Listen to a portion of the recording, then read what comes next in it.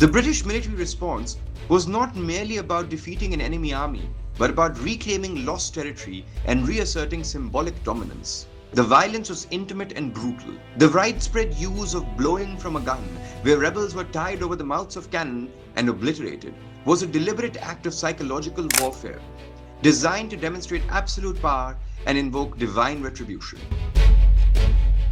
The British military experience was one of fighting a war within their own home, a civil war within the framework of the company state, and the tactics reflected this visceral, personal nature. The aftermath of 1857 was a fundamental political transformation.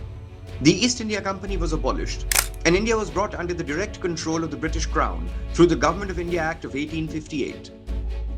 The policy of annexation was abandoned in favor of a new doctrine of alliance with the princely states, creating a conservative bulwark against future unrest. The Indian army was completely reorganized.